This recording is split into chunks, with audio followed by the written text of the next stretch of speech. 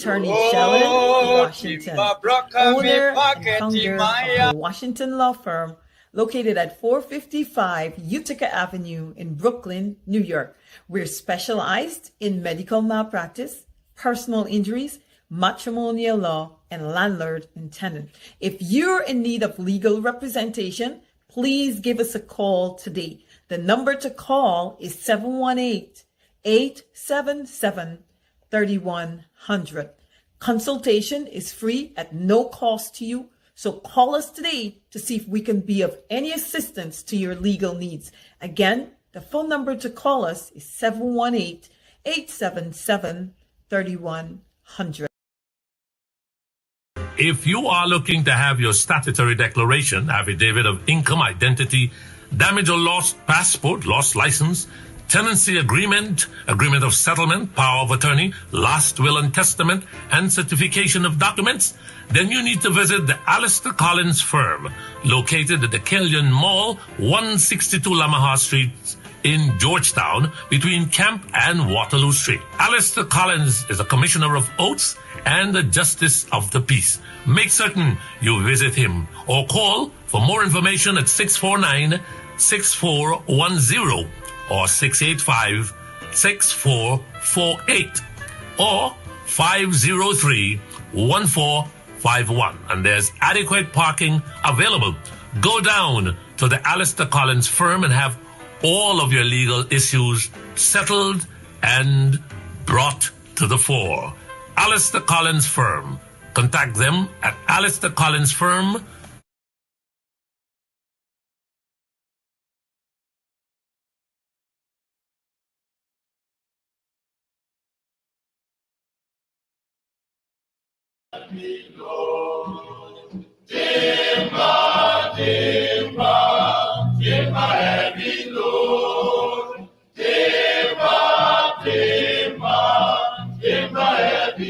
Oh, timba broka mi paketi maya. Timba broka mi paketi maya. Oh, timba broka mi paketi maya. Oh, timba broka mi paketi maya. Oh, timba trapa mi hipeti maya.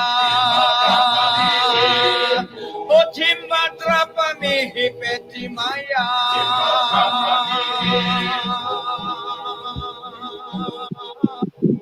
Timba, timba, timba ebilo. Timba, timba.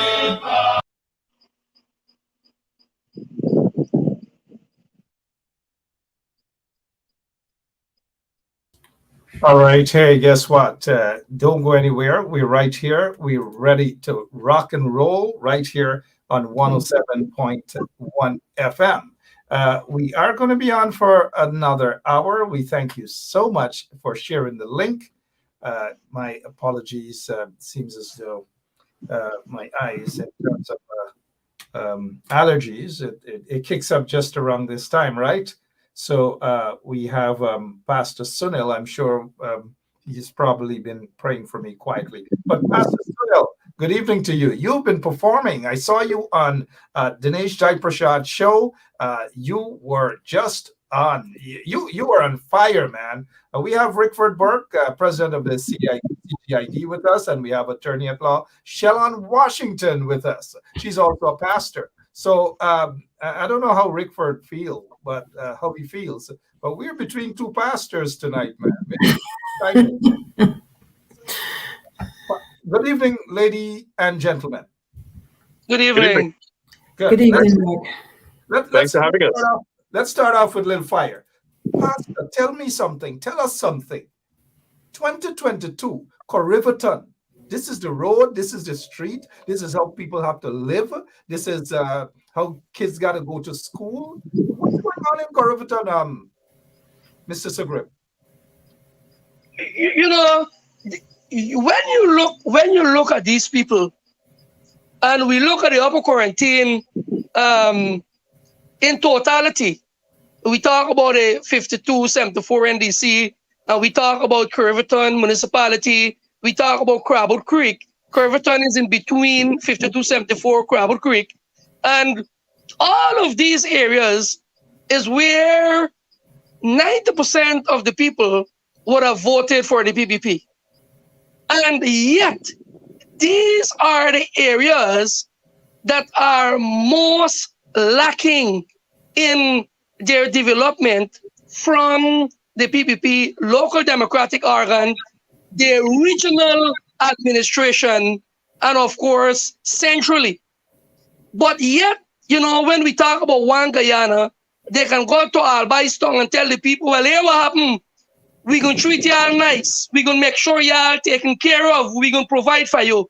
They can go into Boston and say the same thing. They go into Linden and tell the people the same thing. But the very people, they gone into the strongholds of the coalition and telling them what they can do for them, and they left the very people that vote for them that believe that they will do something for them. And so that is what is happening on the upper quarantine, and that is what is happening in Corriverton. That is what is happening in Region 6, is that the people is so dissatisfied, they tell them that they can get work. You know, the sugar factory, we telling you, we're going to make back Skelland. Skelland going to walk back. Skelland is not a white elephant, but it's a ghost elephant. Because what is happening is that you're even scared to go around the place when you see the place, because you believe something will hold you down in there. You're scared. That's the situation that you're facing. When you look at the canals, you can't determine where the canal there or where the bush dam there. You can't determine that.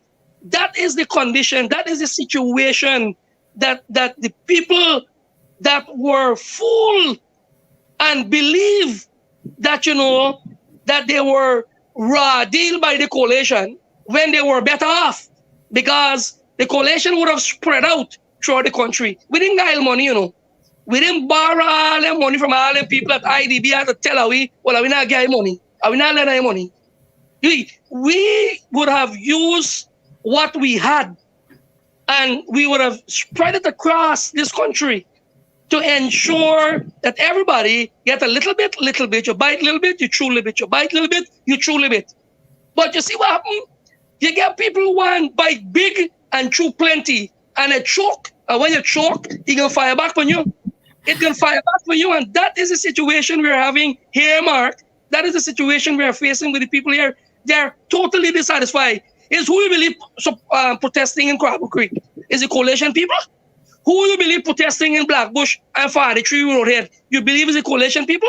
Who you believe are protesting in 5274 district? Is it coalition people? All those people are the people that voted for the PPP, not the coalition. So they are totally dissatisfied with the treatment that they're receiving from the people they put the X for and the regime that they trust would have taken care of them. That is what we're encountering in this part of the country. You know, the mayor told me, I talked to him, Priya came up to launch some education program at Corriverton Primary School. They got a blind corner. They got a big, old, ugly hole. Bush check over the whole thing. He tell me that man in Ministry of Education does get money for education that he not look after unless he tried it. And is them people? Is them people? That is the kind of people that we are having administrating for them, but yet they satisfy and they please. But the people, the grassroots people, are the people that are suffering from those decisions that they are making. All right. You can tell me, man, this is how we can send the children to school. Pastor, you also a counselor representing the PNCR there in Corriverton. Quite a way to start the show, telling the people the truth, the whole truth, and nothing but the truth. I'm looking at the facial expression of my other guests, Rickford and Shalon. It looks as though nobody wants to say anything else. We could sit and listen to you all night, right? Earlier you mentioned Little Africa. I'm not sure if Rickford and Shalon and our listeners are aware that there are two communities in Corriverton called Little Africa and Little India. But earlier on Member of Parliament Dinesh Jaiprashad's show right here, you did say that Little Africa, obviously for obvious reasons, is being neglected by this one Guyana government. Talk briefly about Little Africa in Corriverton. You know, Little Africa got about 786 people living in that area. 99% of those people is Afro-Guyanese. That area is in a deplorable state. It's terrible. Recently at the council statutory, you know, they were talking about spending the 21 million subvention from central government. And, you know, they totally refused and rejected any proposal for that area. They rejected that area. They refused. The mayor could have gone in that area and saying that he's keeping meeting. Nobody attend the meeting, but himself and the vehicle and the four-wheeler the vehicle get, and somebody been in the vehicle with it. And he attend the meeting. He got to the meeting, and nobody didn't go. And go back and say he had an outreach and a consultation, and nobody came up and make a proposal as to what they want. Why would the people go and make proposal and listen to he and he all that he going there for is a rubber stamp that not really a stamp, but just there's rubber. You know, what would you listen to him? You know, I would have made representation over and over and over for that area. And yet they're denying it. You know, one time, I can tell a story. One time they bought some crush and run and they put it in the town council ground. I went in the town council ground, carry a canter truck, and I tell them I load up 3 truck load and carry it and throw it in Little Africa. And we carry it and throw it down there. When they come, they say, man, the thing disappear. Who give me authority if you carry the thing? I say, well, here, now you're going to scrape it out back on the road now and bring it back in the compound here because we don't carry it. You know? But the place bad, Mark. The place is in a deplorable state. It's bad. I tell you, it's bad. Pastor Sugrim, hear what? I offered you this before. You got to get your own show right here on 107.1 FM.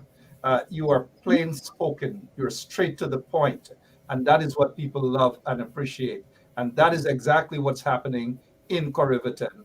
And sadly, all the people, or majority of the people, are going through economic depression and other sort of oppressions in Corriverton and all across Region 6. Not just in Little Africa. We'll get back to that though. Stay and spend some more time with us. I know Rickford is probably not surprised as to the treatment of the people in Little Africa. But before we get to Mr. Burke, let's get to the attorney. Got to give her some time. But let me ask her first about this here. Judge Jackson Brown. Judge Jackson Brown, or is it Brown Jackson? She is heading to the United States Supreme Court, the first African female. How are you feeling about this, attorney at law, Shellen? Well, to be honest, I do have mixed feelings. I am happy, first of all, that America is going to have its first female or African American attorney added to the Supreme Court, which is the highest court, as you know. A lot of the appeals and all of the most important constitutional questions are answered at that court, at that level. So that's my first thing. I'm happy that, we're having the first African-American female judge, because as you know, we already have a male African-American judge. But my hope and my apprehension is that she will go there and she will do the people justice, not just our people, but all people. There's been a lot of complaints over the year about Justice Thomas not descending on any of the judgments, but he concurred with almost everything that was written or all the decisions that were made. So there was always the issue that he was just a mere rubber stamp. So I'm hoping that, we have something to look forward to with this new African-American judge heading to the Supreme Court. All right. So nice to have you again. You'll talk a little bit about immigration law, all sorts of things you do. You'll probably get into a little bit of a politics too. I don't know. But what is your take? You're originally from Linden, but you attended school in Guyana. What is your take? Little kids have to head to school and people have to live under these conditions in an oil-rich country. Shellen. I know. I was looking at it, Mark, as Pastor Shugrim described it, and I felt pity, first of all, because I'm looking at the roads and I'm so familiar with that. It looks all so familiar because when I grew up in Linden in Guyana, that's exactly what the roads looked like. Because Linden, as you know, has always, pretty much been neglected under most of the administrations. I don't believe anybody does justice, but I think under the coalition, they did try. I saw they cleaned up Linden, and I saw that they were doing things to make Linden a better place. So looking at that with Little Africa, that, in this day and age where, transportation is more prevalent, there are less people walking, there are more cars and there are more trucks in Guyana. I'm imagining the government would have at least tried to reach this village.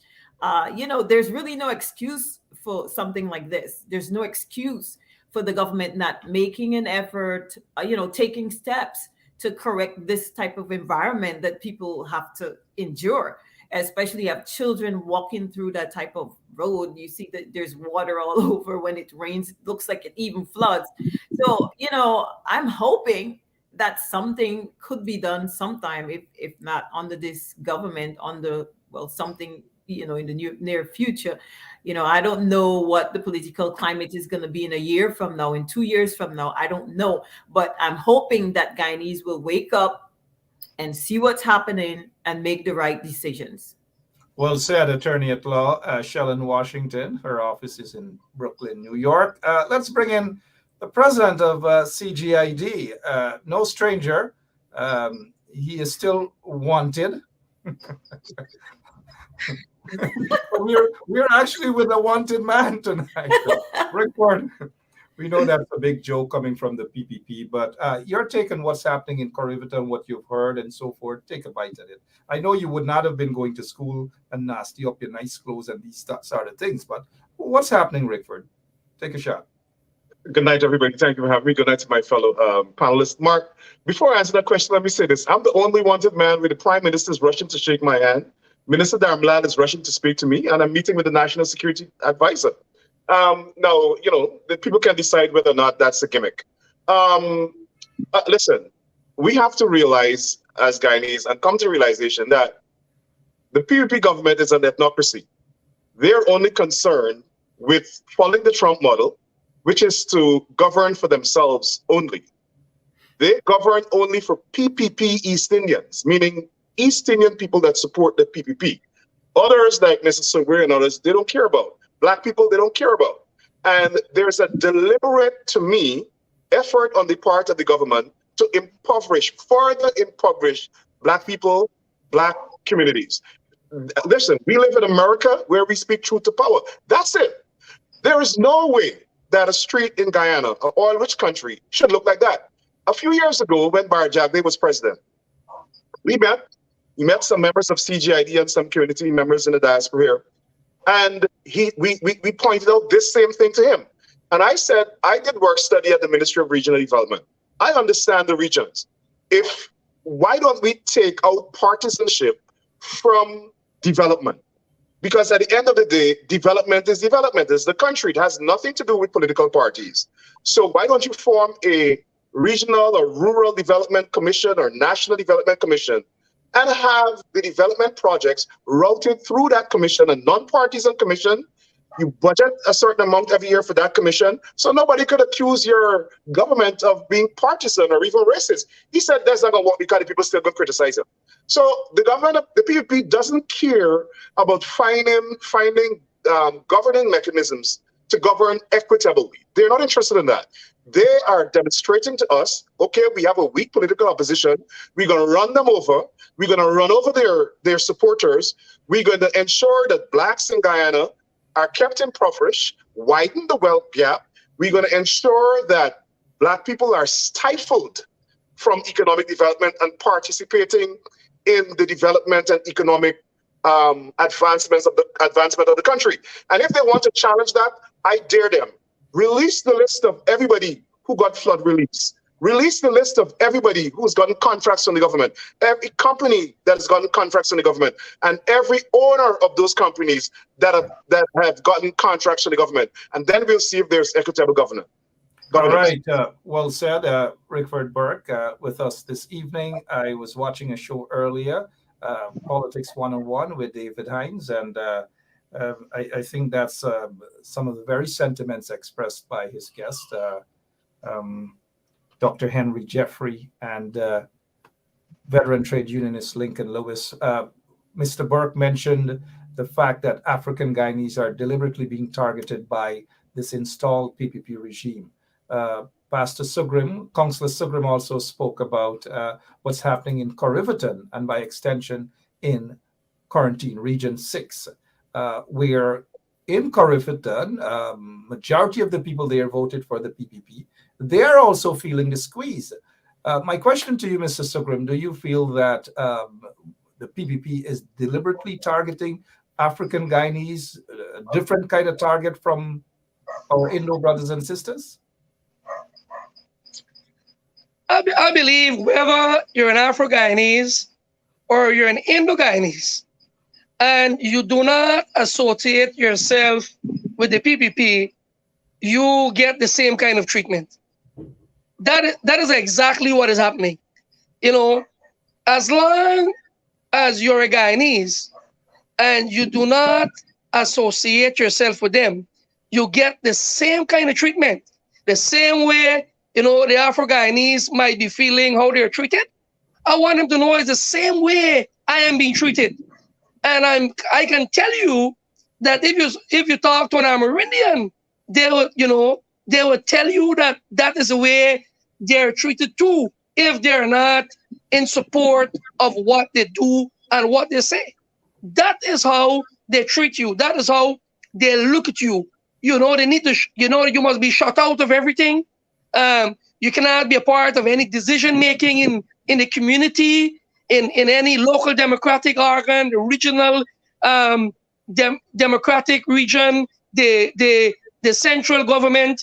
You know, if they carry out any special function, you're not invited, you're not welcome there, you're not wanted there, you're not supposed to be there. You know, whatever they do, it's all about them. They just do what they feel like, when they want, how they want, without any consultation or without any how or way you feel. It doesn't matter to them. Your problem and your situation is what you have to deal with. They just don't care. You gotta wrangle with that and battle with that all by yourself. And that is what I am saying, and I keep appealing to our people You know, whether we're Afro-Guyanese, we're East Indian Guyanese, we're Amerindian, we're in between like my wife, every one of us, we need to collectively come forward and speak out about their dictatorial behavior towards the people of Guyana. We want to talk about one Guyana, but there is no way, if you live in Guyana and understand Guyana, anything is about one. Nothing is about one here. We are living in a divided Guyana, not a one Guyana. And sometimes I just feel so crazy and get my, what they're talking about one Guyana. How we can spell this one? How we can write this one? How describe this one? Because we are not talking about one Guyana. We need to let people see that. And we don't need to be treating people like my friend there, Bork, was saying, is that people need to be treated as people. We are taxpayers. We are citizens of Guyana. Communities and villages and towns need to have the same kind of development, not only where the hierarchy of the party lives, not only where the private sector that control most of the party official living, because like I said earlier, the private sector gone sleeping. They drink enough sleeping tablet. The chambers gone sleeping. They drink enough sleeping tablet. Now it's time for the talk. Nobody don't talk. When the coalition was in government, every day they talk. Every day they get something to talk about, write about. Now you don't hear nobody saying anything.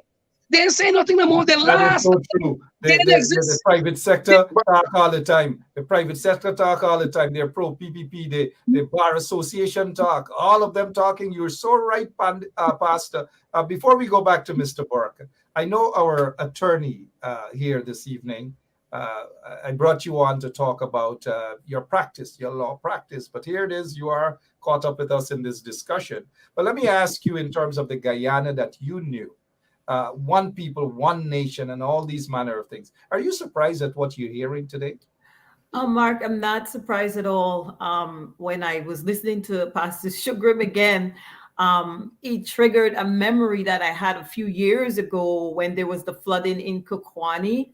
And I think aid was sent to the people there. And there was a video circulating on the internet showing Bishop Edgell distributing food, and he was requesting only the PPP people should be given the hamper. So in that regard, I would agree very much with Pastor Shugrim, because they're targeting people who are not of that particular party, I believe. I feel that way strongly. I think everybody is included in the one pile. Like, if you're not supporting us, we don't care about you. If you're supporting us, we'll take care of you. And I kind of feel that's the kind of sentiment that a lot of Guyanese are seeing also. If you're not following this particular group, you are neglected. If you choose to follow us, we will take care of you. We will ensure that whatever village or town you're living in, it's taken care of. So in that regard, I'm not at all surprised at what I'm hearing, because this is something that has been circulating on the internet. You can see it sometimes in some places when you go to Guyana, that we're living pretty much, the Guyanese people are pretty much segregated, and they're not one. And I believe it's a shame that now we're having so much money coming into the economy in Guyana from the oil, and we cannot come together as a people, regardless of who is in power, and say, well, listen, the government is here for all people. Let's come together. Let's make provision. Let's provide for all Guyanese. We're all one. At the end of the day, we're all one. We're one people. We're supposed to be one nation, and we're supposed to have one destiny. But that's not true, sadly or unfortunately. That's my take on that, Mark. Thank you so much. It's supposed to be one people, one nation, one destiny. Mr. Burke, let's bring you back in. We see that the PPP, they're going into particular communities, and they are basically plucking people out and offering them crumbs. And some of those people in those communities, whether it's Linden or wherever, and this is no disrespect to the communities or the regions, but the guys them in the street say, man, they got to eat the food. They got to eat a food. So whatever little crumbs they get from the PPP, they call it food, and they say, man, they got to eat a food. Dangerous indeed. But let's bring you back in, Mr. Burke, from what you've heard, Pastor Sunil said, and also our lawyer, Ms. Washington. Well, I agree with what the pastor and Shalon said. But in addition to that, let me be very clear. The PPP members are congenitally racist. They're innately racist. It's either they're born that way or they have acquired that through environment or education. I make no apologies for saying that. Now, it is true that they discriminate politically against the people who don't support their party. But in addition to that, they discriminate by race. Now, let me set this up. As Shalon just said, Guyana is a segregated society. So we don't live together precisely because of racism. This started in the 60s, as everybody knows, when we had the disturbances. People ran to different sides of the country and they started to live among each other. We've never separated since. Now you have some cohabitation of some villages and so on, but by and large, we're a segregated society. Now, they target East Indians that don't support them, or East Indians that support the coalition, and Amerindians. But the Amerindians and the East Indians generally live together. So they have to provide services for those communities. But the African community, they don't live together. So when they're discriminating not only by race, by politics, they're discriminating by race. It's a fact. And while East Indians and Amerindians suffer as well, who don't support them, they target the Black people because we're the largest opposition group to them. And they want to make sure that we're not empowered, that we're subjugated, that we don't have no rights. As a matter of fact, now there's a new thing. We don't have rights, according to the PPP, to the courts. When they were in opposition, they ran to court for everything, including suing President David Granger. No judge has ever ruled that the president of Guyana cannot be, because of presidential immunities granted under the provisions of the Constitution, cannot be sued. Now all of a sudden they're in government. They went to court and got that ruling. So if you challenge anything, they curse you out. Oh, you're going to court and try to disturb the government. These people are building a ethnic supremacy society. That's number one. Two, they're striving to build a one-party state. And to some extent, I blame the opposition leaders because some of them are incompetent and some of them are too weak. So the PPP is just running them over. We have to stop that. So my message to the people of Guyana is you have to stand up and fight for equitable governance. I don't care who's in power. East Indians are Guyanese. Amerindians are Guyanese. Black people are Guyanese. Chinese, mixed race, we're all Guyanese. Everybody should benefit equally from the natural resources, natural patrimony, and wealth of the country. And that's why I think we have to step up the resistance against this apartheid racist government. It cannot stand that they're only governing like Trump. And if you notice, it's the Trump people advising them. This whole strategy of One Guyana, it is a slogan given to them by Republican consultants. That's what they're running with. So they're governing one way, and then they're sloganizing another way to give the world the impression that they're not a racist government. And it's being tolerated by the ABC ambassadors. And I'm wondering if they're tolerating it because they themselves are inherently racist. We look at the societies they come from, and we can tell. All right, Mr. Rickford Burke here is dishing it out. Let's get back to Pastor Sunil Sugrim, all the way in Corriverton. You're there on the ground. We're not on the ground. Do you believe that the PPPC leadership is racist towards persons of African descent? Or they hate African descent for a particular reason? Are you hearing that on the ground? Well, you know, locally, yes, it's happening. You know, at the local level, it's happening. Because when you look at the NDCs and the municipalities, for instance, you know, we would have decided to, at the municipality level, we would have decided to buy 80 solar street lights from government subvention.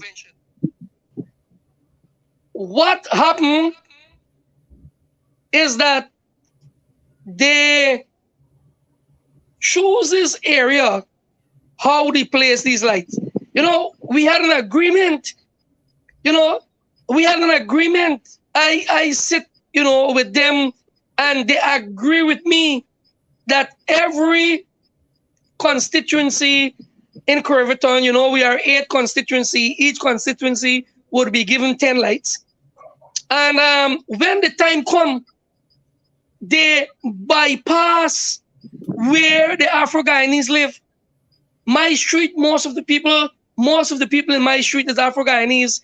They bypass those streets, they bypass those areas locally, and they went and just put it, by an East Indian friend, an associate, a colleague.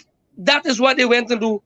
They did not do what was agreed to at a meeting, what were voted for and agreed to. And that is why, some of their own local councillors that get a semi-conscience just fall away from those NDCs and municipalities. They don't participate anymore because they felt that they live among these people, they dwell among these people, their children are friends to the friends, to these, people, children. And, we work together, we dwell together, we go to church together and all of that. And that is how you treat them. Their conscience do not allow them to tolerate that kind of behavior. And that is exactly what is happening. That is how they do things. Yes, even at the local level, they do that. They are Africans that are marginalized, that are treated differently by the local East Indian leaders. They see them differently. They treat them differently. Yes. Wow. Thank you so much for pointing that out. And I hope our listeners understand exactly what's happening in Guyana. That sort of treatment meted out towards persons of African descent. We'll get back to some of those things, but let me thank Pastor Sunil Sugrim for taking the time out. He was on the hour with MP Jai Prashad. He has decided. I asked him for just a few minutes. He's still with us. So I assume you're going to be with us still to the end, right? You'll be with us. And to remind the folks that Pastor Sugrim is a PNCR counselor in that area of Corriverton. And God in heaven, we can just imagine the treatment that he's getting. His wife is mixed, beautiful woman, very, very loving, very kind woman. Please give her my regards, Pastor, but you're not going with us just as yet. I want to ask Attorney at Law Shellon Washington about this. How does she feel as a lawyer? Here it is that we have a senator, and I know Burke will touch on it too. A senator, a United States senator, is objecting to the IDB because the IDB rejected a loan to some shore-based project in Guyana. My understanding is that the IDB rejected that loan because they got some questionable characters who are financing it, alleged money launderers and so forth. And here it is, a sitting U.S. senator is objecting to what the IDB has done. Does that bother you, Attorney at Law Washington, that a U.S. senator is mingling in the affairs of IDB because of this? I don't know, your take. Well, to be honest, Mark, I am not surprised at all. It doesn't bother me because a lot of things that has been happening in Guyana, it's no shock to me, and it shouldn't be shocking to the rest of the world.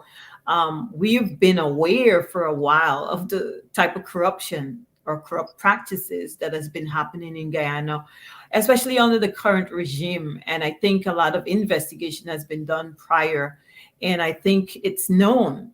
So if there's if the IDB loan to Guyana is being blocked, it might be for very good reasons. And like I said, I'm not surprised, and your viewers and people around the world should not be surprised, because as we all are aware, there are things happening in Guyana, even now, even today, that should not be happening, but there's no checks and balances in place to prevent such. And I guess one of the ways that America could try to, prevent this is by blocking an IDB loan. Wow, indeed. Mr. Rickford Burke, this guy has been at it for a while. Marco Rubio seems to be doing the bidding, obviously the bidding of a PPP, of the PPP. He is a lobbyist for the PPP. He seems to be in the pockets of the PPP. Your take, Mr. Burke. Well, Marco Rubio is of no consequence in this new era of America. So I'll completely dismiss what he says.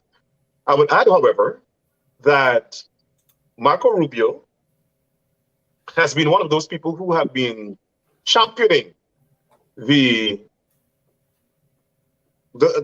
cause of racist regimes around the world. You see, they all like to hang together, racists.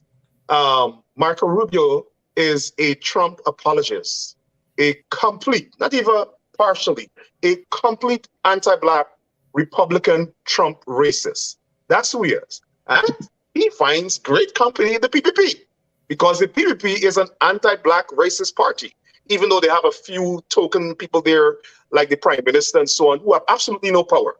Can you tell me what power Prime Minister, exercises? None. But Mr. Burke, your friend, I'll continue. He's not my friend. He ran to shake my hand. But the point I want to make is that Marco Rubio is a racist, and he lobbies, as you said, for the PPP. And I want to come back to the loan.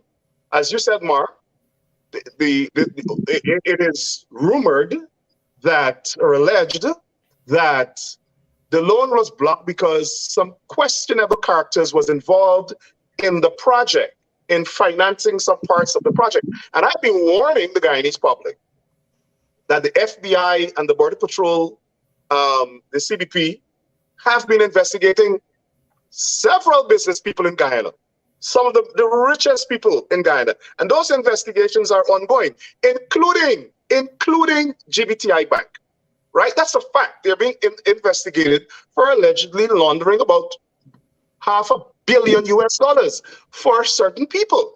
And everybody would remember the case where the Granger administration tried on behalf of the United States to get the names of some people who were banking at that bank and the banking records to prove money laundering. And they went to court to block it. They got through because we have some corrupt judges. But I'm straying from the point. The point I'm making is that it was the Biden administration who exercised its veto power in the board of the IDB to object to that loan.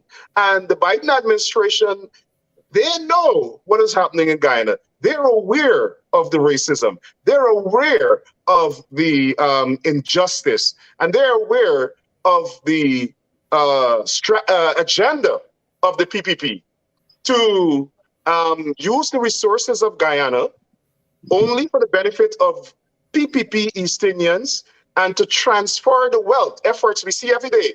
They're transferring the wealth of Guyana, this PPP regime. They're transferring the wealth of Guyana to themselves, to their family, and to their political support base. That's exactly what they're doing. And recently we saw that the USAID said in a report that it is time that Guyana fashions a model of governance that ensures every side is involved in the management and benefit of Guyana's oil resources. Lo and behold, an advisor to Barjak, they wrote a letter objecting to that. How dare you Black people ask for equal treatment? How dare you guys ask for benefit from these resources? The country belongs to us, right? You had a Barjak, their advisor, objecting to equitable governance and equitable benefit from the country's wealth. All right, Mr. Rickford Burke, telling it like it is. That matter, allegations of money laundering that is engaged a court out Eastern District of New York, the U.S., sorry. Guess what is happening? It's been going on for years now. And some of those people, so-called business people and so forth, have not been able to travel. Some of them are parading around Guyana as private sector people. Some of them are on the extradition list, U.S. extradition list. And maybe soon, who knows?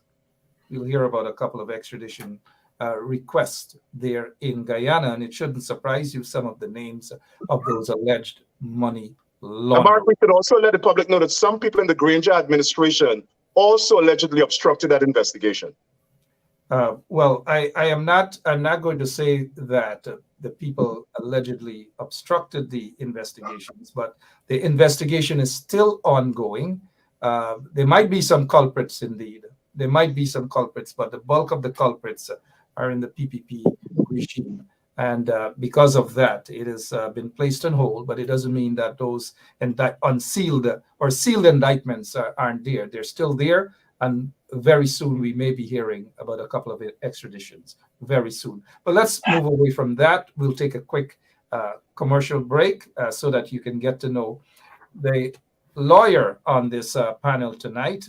And I just invited her to talk a little bit about her law practice. And here it is. She is in the midst of three culprits, three political culprits. And a wanted man. And a wanted know, man. I know. I've seen that in the newspapers that Mr. Rickford Burke is wanted in Guyana. And there's $2,000 reward for him. Gosh, I can do with that right now, man. Yes. So come to wherever he is and show them that that's. I had dinner with the National Security Advisor last week. How could I be wanted? Oh yeah, you're meeting all these soup drinkers, man. You're lucky to meet all these soup drinkers, and you're brave, man, to sit with these guys. Anyways, we'll take a quick commercial break, Burke. So this is attorney Shellen Washington, owner and founder of the Washington law firm located at 455 Utica Avenue in Brooklyn, New York. We're specialized in medical malpractice, personal injuries, matrimonial law, and landlord and tenant. If you're in need of legal representation, please give us a call today. The number to call is 718-877-3100. Consultation is free at no cost to you. So call us today to see if we can be of any assistance to your legal needs. Again, the phone number to call us is 718-877-3100. Okay, Burke, I hope you wrote that number down. I did. Write it down. Look, before we go, you do a lot of things there at your law firm, Miss Washington. It's located in Brooklyn. You do immigration. You do if somebody slips and fall, like whatever it is, you do divorce. You do everything, right? Well, not everything, but there are quite a few areas that I do, and I do have other attorneys who also work with me. So yeah, but one of the main things that I do is personal injuries, and I specialize also in matrimonial. So if anybody here, any of your listeners in need of legal representation in those particular areas, or sometimes there's just legal issues that comes up that you need assistance with, just give me a call my office, and, I can discuss that with anybody who's willing to or looking for legal advice or legal services. All right. And, if I do recommend a client to you, of which I will do right now, Mr. Burke, one of my clients, I send him to you, give him a discount. I think Mr. Burke case is a little bit special, might be dealing with international law, if anything, but I don't believe there's any cause or reason for Guyana to be having Rickford Burke on the wanted list. I think we have to come to the realization that we're living in a free society, and we need to be able to express our views freely without the threat of violence or threat of consequences just for expressing political views. If we're speaking violence or we're inciting violence, on the other hand, that's a totally different story. But I'm not of the opinion that if you express your political views openly, that's inciting violence.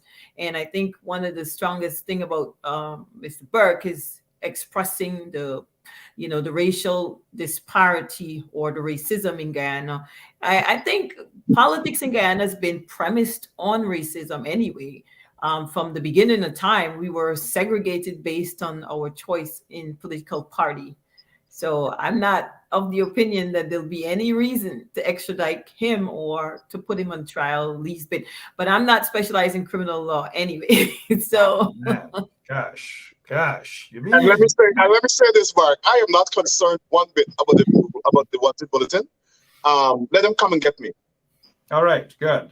You shouldn't be concerned at all. It's just a farce, right? And by the way, Shalon, the wanted bulletin wasn't put out because I said anything. The wanted bulletin was put out because my attorney, Sir Barjack, with a $150 million libel lawsuit. oh, Work is coming into wow. money, $150 million. You got to dig Libel lawsuit. Yeah, indeed. Which And the means Attorney it was- General was also sued for $500 million. Well, will be sued. That means it's written, but Mr. Burke, you should have just brought the lawsuit right here in the Eastern District Court and serve it in Guyana and allow your adversary to appear here. Your adversary must have come here at some point into the U.S. so that It's coming. It's coming. so that New York would have had jurisdiction Yes. over that person. Is the minimum contact rule. The A bit of minimum legal contact rule. advice. Legal advice. Oh, here no, for you? Mark, that's why I've always said that just what they do to us in Guyana, we will do to them here. We will sue them in both jurisdictions. And not Right, only that. Sorry, go ahead, Ms. Right, just file your lawsuit in the district court. The district court is, you could have diversity jurisdiction, meaning you could have somebody from some totally different country, but you have to establish the minimum contact rule. That person have had to visit this country at some point, travel to New York, and then return back to Guyana. And you're clear to just bring a lawsuit right here. I think this is the safest place to file any lawsuit anyway, because I have had problems with the courts in Guyana, and I'm going to continue to advocate for changes in the court rooms in Guyana. I'm still hoping that at some point we could have impartial judges and magistrates who will sit there and perform their functions without favor or friendship or anything other than this. You might get a wanted bulletin for saying that. You might get a wanted bulletin for saying that. No, I'm just saying they just need to dispense the law fairly. You know.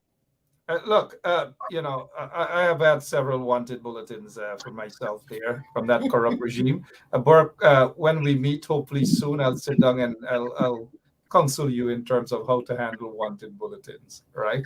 But on a serious note, we're looking at the time.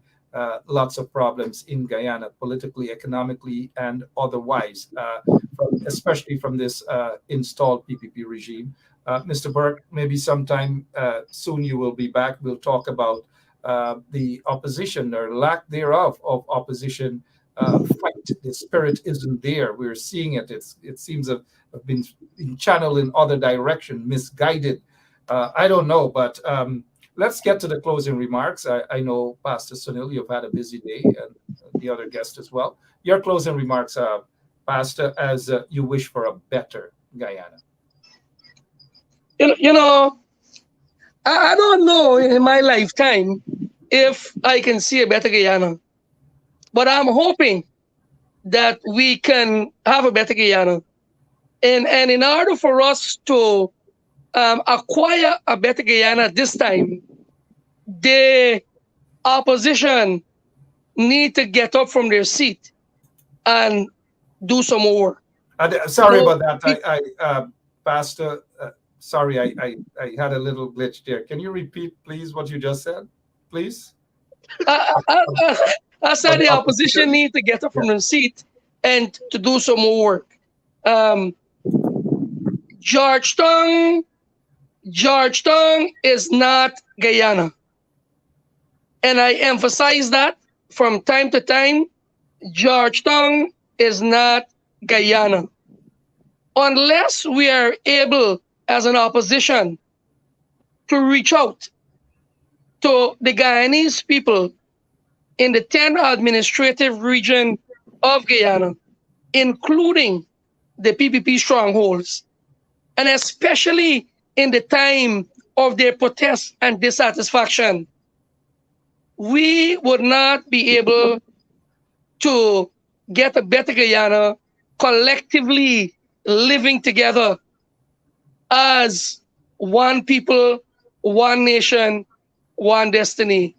We got to do much better in order for us to acquire that with the kind of regime that is in power at this time. All right, well said. Thank you so much, Counselor, PNCR Counselor there in Corriverton, Pastor Sunil Sugrim. Thank you so much for your time. Give my regards to your wife and your family. Let's go to Mr. Rickford Wanted Burke. And I say wanted not to any form of disrespect, but it's a joke. We all know that wanted bulletin is a joke. It's comical, coming from the PPP regime. Burke is supposedly wanted, but he's all over, dancing, attending meetings. I don't know. Mr. Burke, your closing remarks, please, sir. Well, thanks for having me once more. It was great being on the panel with your other panelists. Listen, I think Guyana's at a crossroad. Guyana is going to be one of the most wealthy countries of the world.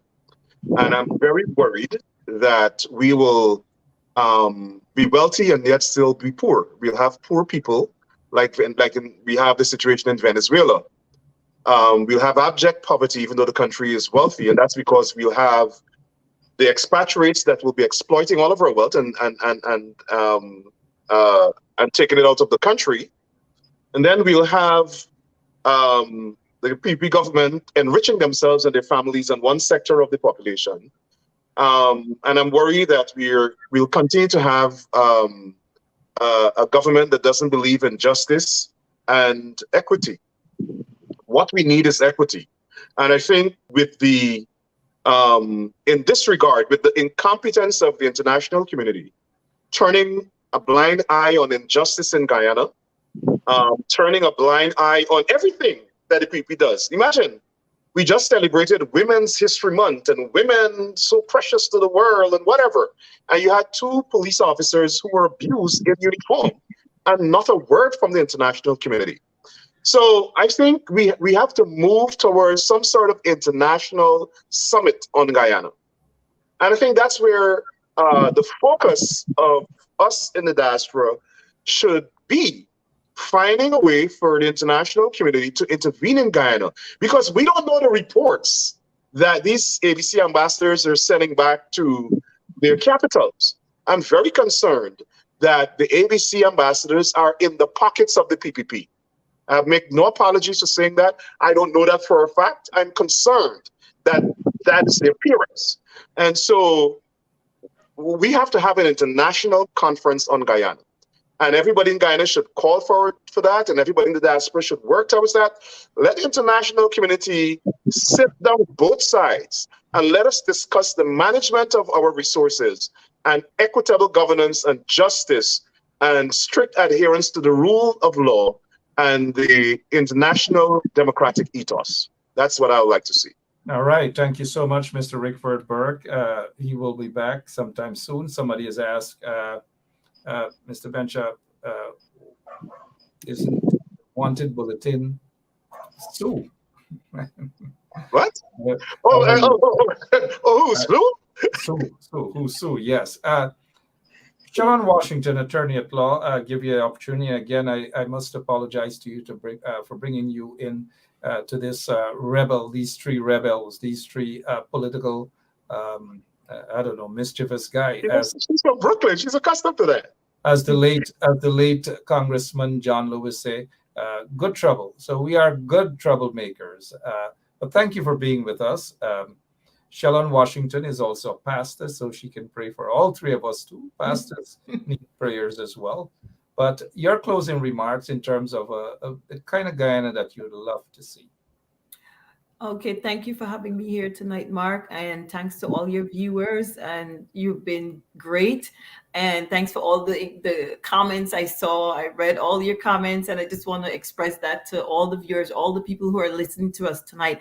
And I want to encourage you guys that what I would like to see in Guyana is that we come together as one and we work towards our motto, that is one people, one nation, one destiny.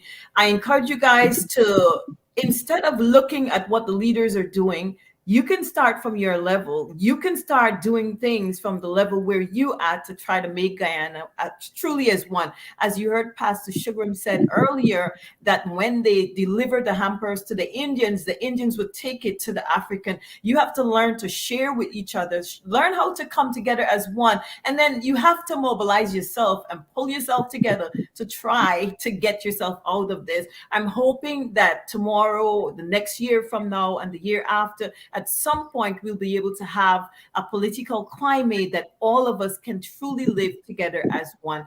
And having said that, I want to also encourage you guys to, if you ever in need of legal service, you just call my number. You've seen it several times on the screen, 718-877-3100. Also, if you need to file an international lawsuit against anyone in Guyana, we can go to the district court. Okay, guys, I thank you again, and I hope all the viewers, you have a great night. Thank you, Mark, once again for having me. And thank you all so much for being here this evening, Rickford. I know next time we'll be on. We have a lot to talk about, but quickly before we go, I gotta get this from you from a scale of 1 to 10. You two gentlemen, I'm not going to ask the attorney on this panel here this question, but I want you, Mr. Sugram, first to grade the opposition from a scale of 1 to 10 in terms of how they're operating. How would you grade them? Sorry. I would say a 5. I would say a 5. You give them a 5. What about you, Rickford? Average. Average. And what is your definition of average? Is the same as Shugram. That's No, what please, attorney. My counsel just spoke. You seem to be representing work already for free. What is average? Below requirement. On a serious note, I mean, I've been very public. I would like to see the opposition perform better. There's no question that there are some leaders in the opposition who are performing excellently, and there's some who are just incompetent. And I hope when the new opposition leader goes into parliament, he will shake up the whole set of MPs and get them out there into the communities, working into the regions, into these remote areas. Everybody needs representation, everybody. And we have a government that is a one-seat government, one-seat majority in parliament, governing as though it has the whole parliament, like Barbados. And so we have to stop them. We have the role of the opposition is to put and keep the government in check. The opposition is not doing that. And if they're not doing that, they're failing the people and the people that vote for them. And we will have to push them and encourage them and prod them and sometimes beat them up to do what the people elected them to do. Exactly, beat them up, even if it's not physically. We're not hearing boots on the ground at all. Boots on the ground is gone, even from the leadership standpoint. All we're hearing is strategize. Mark, is that the opposition boots on the ground? Strategy. Gosh, wake up, guys in the opposition. Stop fighting amongst each other. I noticed our attorney on this panel wants me to ask the same question. Probably, how would you rate the opposition? I don't know. Should I ask you that question? You seem to be representing a client who's not paying you for representation. Mark, you don't know that. That's privileged information. It's called pro bono, Mark. It's called pro bono. Pro bono. That's correct. Pro bono. All right, but thank you all so much, man. I appreciate it. God bless you guys. Have a wonderful rest of the night. Tomorrow evening, I will have with me Mr. Thomas Anderson. We will get into lots of things, including the Marco Rubio. That's the right, Mark. Take care. See you guys. Yes, Rickford. Good. All right. Yeah. Now that he's gone, let me be honest with you guys. I want you guys to be honest with me. How you guys felt being around a wanted man on the show? Thank you guys so much. God bless you all, both pastors and attorney. Attorney Shalon Washington, I noticed some folks asking for your number. Repeat it again, please, for them. It's 718-877-3100. All right. 718-877-3100. Yeah, thank you so much. Appreciate it. And Pastor Sugram, same to you. God bless you all. Yeah, good night. All right. All right. And gosh, a night that we just didn't want to get off at all. How am I going to rate the opposition? Let me see here. Wow. Tessa Albert, how are you? Tessa Albert said, love you, Mark. Well, Tessa. Gosh, whereabouts in Guyana are you from? But let's you guys want me to rate the opposition, wouldn't you? Come on, you guys know how I feel about the opposition. There's no hate feeling towards the opposition at all. I agree with all of the folks on the panel this evening. The opposition got to do more. They got to stop bickering. They got to stop finding excuses upon excuses and all manner of things. Oh, gosh, get the work done. Let's all come together, right? Stop the fighting. Stop the joking up each other. All manner of things. Stop finding excuses for not doing this and not doing that. And stop thinking that you got to be in a position in order to get things done. You can get things done without being in a position. Everett Leonard, I see you. He has graded the opposition 3.5. 3.5. Karen has given the opposition 2. Lily has given the opposition 4. Come on, opposition guys. Come on. Sandra give it 5. Samuel give it 2.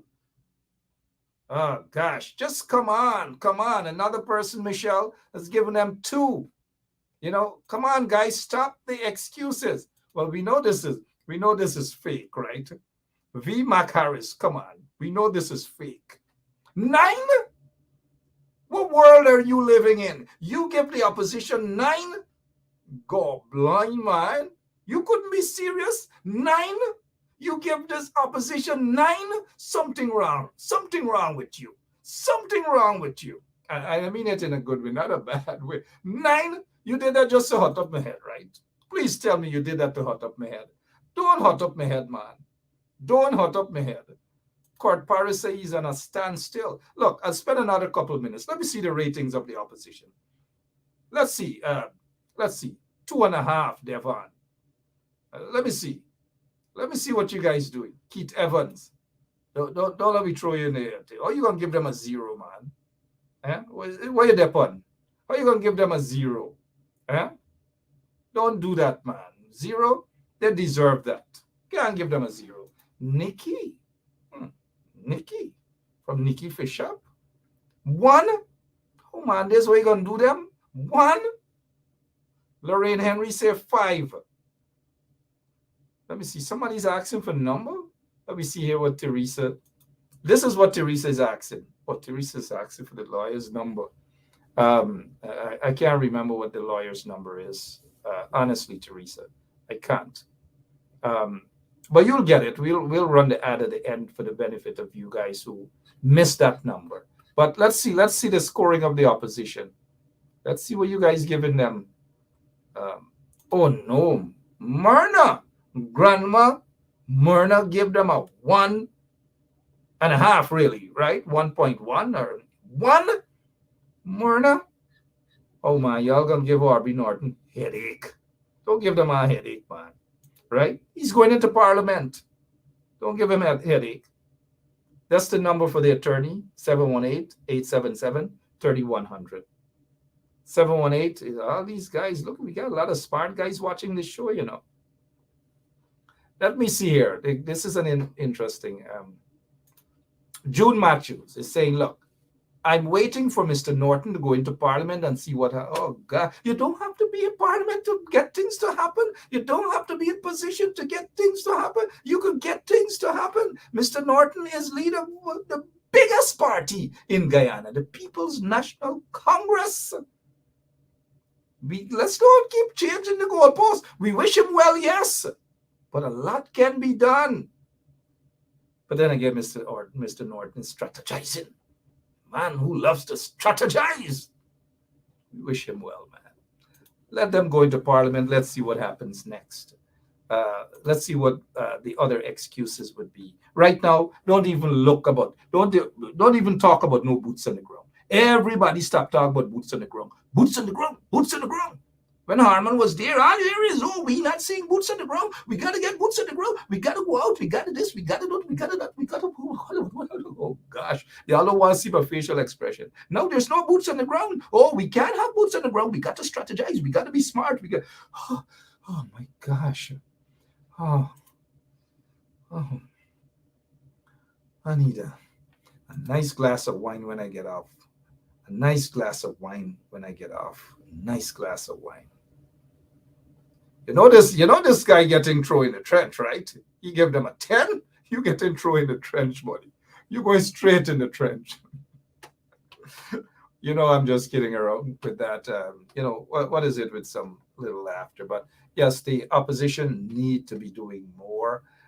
They got to be proactive. They got to stop this fighting, in-house fighting and all manner of things, because the PPP takes advantage of that. Look at what they did today with that Granger signature. They try to make it a big something out of it, not because they're so concerned. They're not concerned about that. They knew exactly that is Granger's signature. That is his signature. They knew it, but they leaked it to their friends at Newsroom, because Newsroom is a PPP propaganda outlet. So they leaked it to the people at Newsroom. Newsroom ran with it and said, "Look at these two signatures. Something isn't here." So that in the opposition could start the fighting again. Fight Granger, fight Aubrey, fight somebody else, and that's the fighting. The PPP loves it. And whilst they're fighting, the opposition, they're fighting, and Granger, everything is Granger. A lady from Buxton, a man from Buxton, wife can't get pregnant, is Granger Mac. Brown water coming out somebody's pipe is Granger Mac. They get blackout is Granger Mac. A man get belly walk is Granger Mac. Everything is Granger. Stop it. Granger is Ben Sharp is Granger boy. Ben Sharp is Granger boy. That's what they say, some Ben Sharp is Granger boy. And when they say that, they song like that lunatic critic. Ben Sharp is Granger boy. Y'all stop the fighting, man. Because look, when we see the PPP going into Linden, and guess what they're doing? They're grabbing a bunch of guys in Linden, and the guys said they got eat a food. And the PPP takes a picture with them, and they love it.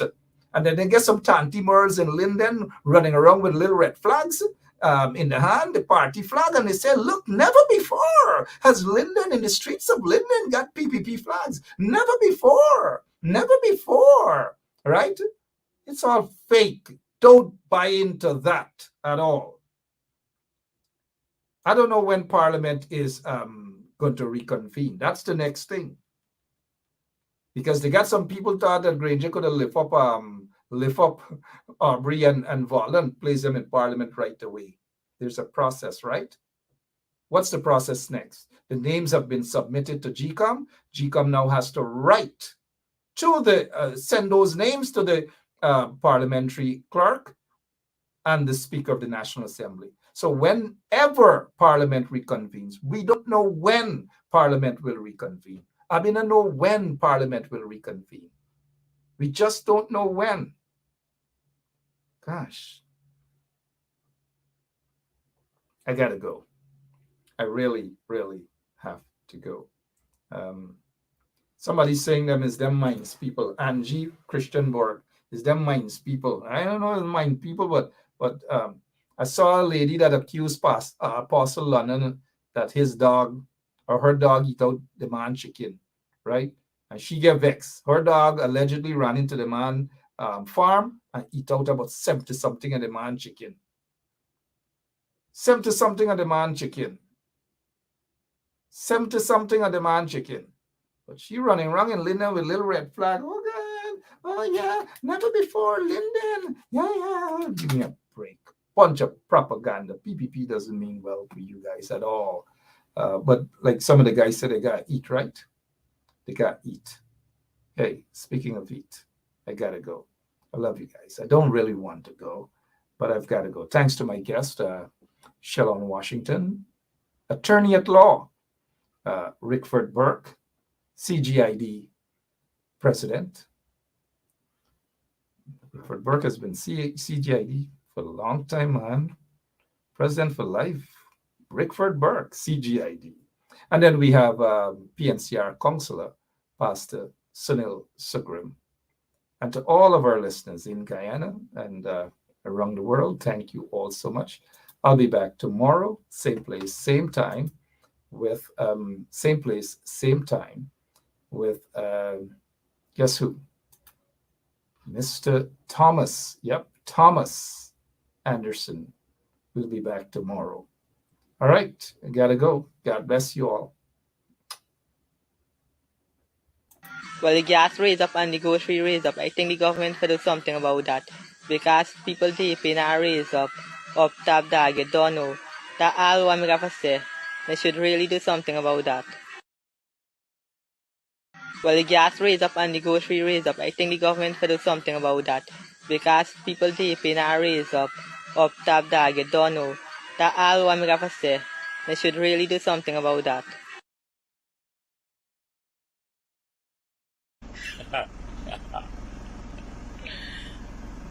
Pressure boss pipe. Pressure boss pipe, boy. Umaninza, Guyana de underwater. Oh, wrong. Sorry. Right about now, I'm living in Guyana right about now. I am in Guyana no more. I think I will go and get me visa and I go fly out and I go to Mormis and I go relax myself because I am in Guyana no more. I am in Guyana. I gotta go Mormis. Making the short video for send to you and the viewers and listeners. I'll know we punishing in Guyana. Punishing. Rice gone up, sugar gone up, flour gone up, cost of living just gone up, gas gone up from 3,400 to 3,800. Real hungry days under this installed PPP government. Real hungry days we gone back to. Guyanese? Oh! Real hungry days, real hungry days.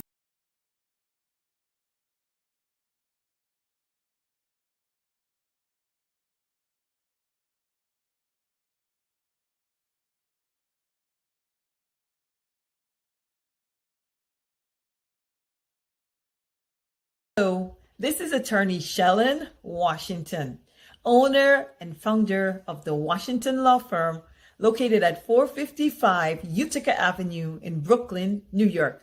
We're specialized in medical malpractice, personal injuries, matrimonial law, and landlord and tenant. If you're in need of legal representation, please give us a call today. The number to call is 718-877-3100. Consultation is free at no cost to you. So call us today to see if we can be of any assistance to your legal needs. Again, the phone number to call us is 718-877-3100. This ain't a long time, this ain't a long time, this not a before time. This ain't a long time, this ain't a long time, this not a before time. This ain't a long time, this ain't a long time, this not a before time. Long time got them lang loji, now you got them bongolo. Long time got them lang loji, now you got them bongolo. This ain't a long time, this ain't a long time, this not a before time. This ain't a long time, this ain't a long time, this not a before time. Long time got them dirty down, now you got them concrete road. Long time got them dirty down, now you got them concrete road. Long time got them dirty down, now you got them concrete road. Long time got them dirty down, now you got them concrete road. This ain't a long time, this ain't a long time, this not a before time. This ain't a long time, this ain't a long time, this not a before time. Long time got them.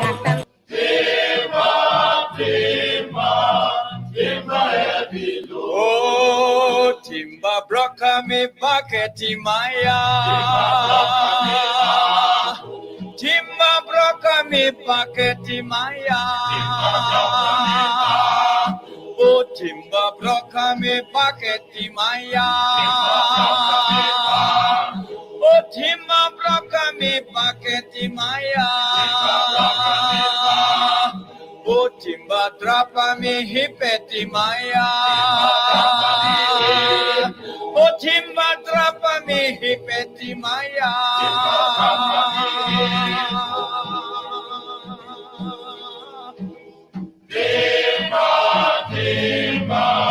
Timba heavy load.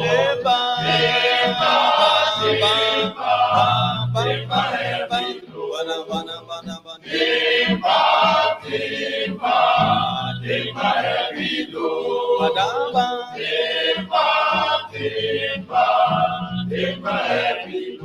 Oh, timba drapa mi fute timaya.